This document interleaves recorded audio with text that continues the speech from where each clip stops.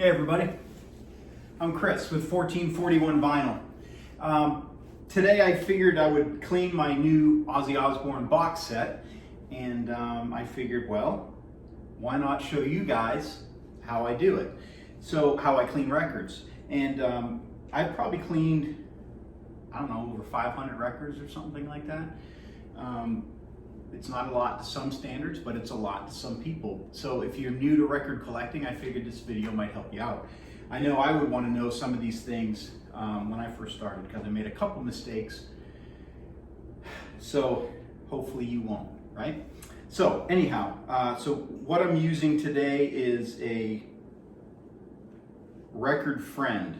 Okay, so a Record Friend is, you'll set the vinyl in here and you'll spin it and clean it. They have spin clean, which is basically, they've got the trademark on the name. So this isn't a spin clean, although it's another type of spin clean. So this is the Record Friend. This cost about $70. The spin clean's about $80. There are a couple other versions out there, vinyl style, max, wax, and something else. It escapes me right now. Knox Vinyl. So they're all on Amazon. The cheapest I found was one for like $37, and it was Studebaker. So Studebaker has one. I haven't used it, but again, if you have used it, comment below. Let me know what you think of it. But it's $37. It's a lot cheaper than $70. It's half the price of this. Okay. So how this works? All right. This is the reservoir. This holds the vinyl. It's a vinyl rack, essentially. And this kind of fits on top of that, and it fits all neat. There's a cover, and it fits pretty compact. Doesn't take up a ton of space. But anyhow, so you have these two rollers in here, and you can move them. So you can have like 45s, a 10-inch, and you can have your typical 12-inch vinyl, which is what I'm cleaning today. So that's pretty cool. So how you clean it is, again, there's a reservoir, which is a cleaning solution. We'll go over that in a second. And you fill that to the line, and these two rubber brushes are in there. And it just, the record sits between them, and you rotate it, and it cleans your record. It's worked pretty well for me. There are a couple things that I would say that, all these, you have these VPI cleaners and ultrasonic cleaners and stuff like that, they're a lot of money. They're starting at $200. They're going up to what, $2,000 for a record cleaner. I'm not that guy. Good for you if you are. I think that's amazing, because they probably clean records a lot better than this. But for just a general person that likes to play records and collects a little bit, I think this is a great option. Why clean records? Well, Mike from the In-Groove said, records are made in a factory. It's dusty, it's dirty. They're gonna get on the records. How many times you pull a brand new record out of the sleeve, you go to put it on the turntable, and there's dust on it, there's paper on it, and so forth. So you've got to clean your records. I always clean a record once I get it in, whether it's used or new, and then I'll put it on my equipment. Right, so I won't put it on my equipment without cleaning it first. So let's get to it, right? So again, I was just starting to clean it, so I figured I would bring you guys along and kind of show you guys how I do it, and hopefully you guys can learn with me. By the way, this box set, it's killer. Look at this, killer. Anyways, this Bark of the Moon, yellow with black splatter. It's amazing. Oh, sorry, I'm sitting there getting to town and I didn't explain it. All you're gonna do is sit it in there. All right, so you're gonna sit it in there, push it all the way down, and then you're just gonna rotate it this way. When I first started, I slipped off the record as it was, when it got a little wet, and I actually cut myself. So I started using two hands and just kind of rotating it this way. It's not hard, it's quite easy. It doesn't take a lot of time per record. I usually have records playing in the background. I can't, because YouTube will block you, trademark and whatever. Or I'll put the TV on and put something on and watch that while I do it. So that was 3 in one direction. Now I'm going to go the other direction. So 3 in the other direction. And a lot of people are like, well, you know, what the solution's going to get on the label. And I have never had that happen. I've never had the solution get on the label. I guess there's a reason for that, and I'll tell you after I get this record out of here. What I'm gonna record, my Boston accent comes out every once in a while. So what I'm gonna do is I'm gonna have the record, and I'm just gonna pinch it with this hand, and I'm gonna rotate it up with this one, and that rotates it up and out. And as you can see, one of those brushes is starting to come out. So I just wanna push that back in there. And yeah, is it a pain? Yeah, sometimes it's a pain, but it's not that big of a deal. It's not a $300, $400 deal, that's for sure. So as it comes up, it's gonna drip a little bit of solution, so I just set it back in there. I have my ceiling fan on overhead. I let it drip dry for 5 minutes, something like that. So after 5 minutes, I'll take this clean cloth here and I'll wipe it down, and you'll see that in a second. So what's the solution? The solution is, again, I got the recipe off of another channel, and I'm sorry, I don't remember the channel. I wrote down the solution and it worked great.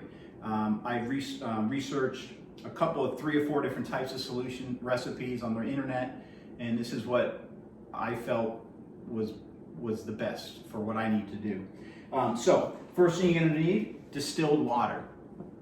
So I have distilled water. You're gonna have 3 parts distilled water. For me, that's three,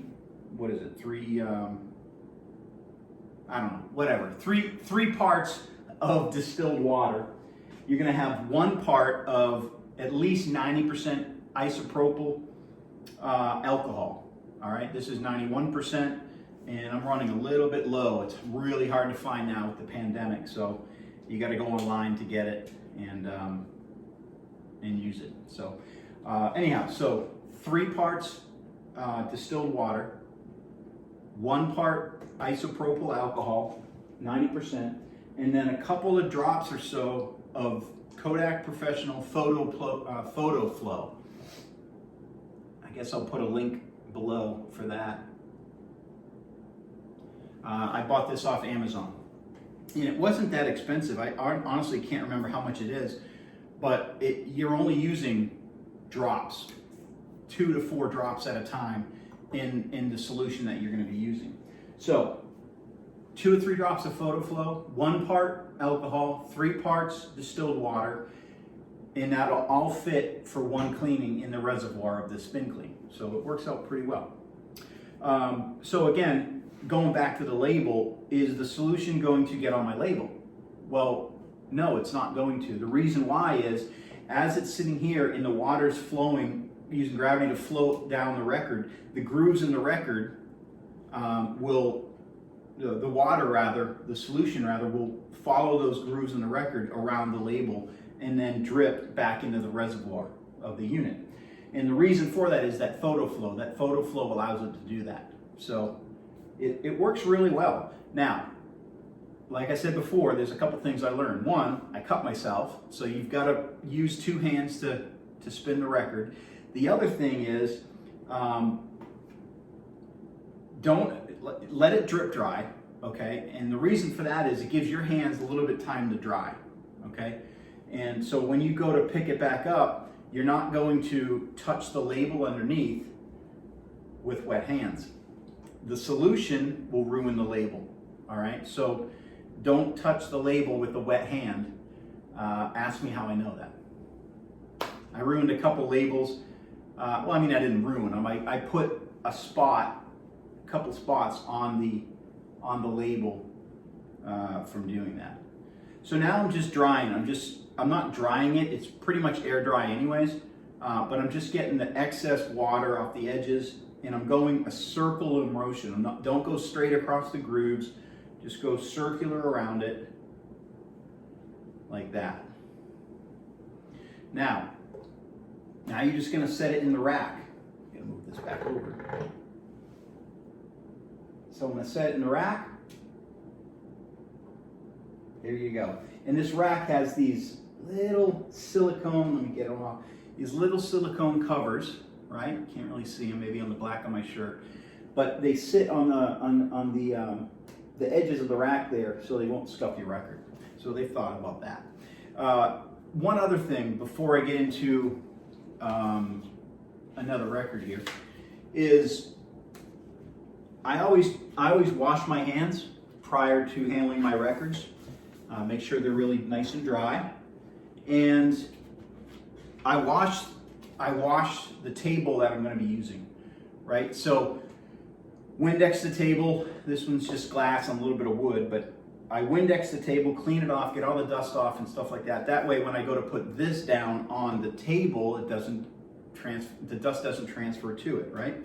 So having said that, you have a clean rag to clean the record. So I'm taking this out. Oh yeah, that's sweet. It's the first time I'm seeing it. And there's a little bit of dust on there, not much. It's hard to see on a colored vinyl, colored variant, but just a little bit. I can tell just a little bit of dust on there. So again, that's why we do it. So you just set it in there, push it down, and it's ready to go. I think that's it. We went over the recipe, showed you what we're doing. The rag, the rag comes with the kit, I think. If I remember correctly, it's a microfiber rag. So microfiber, nice and soft. Don't use anything else but that.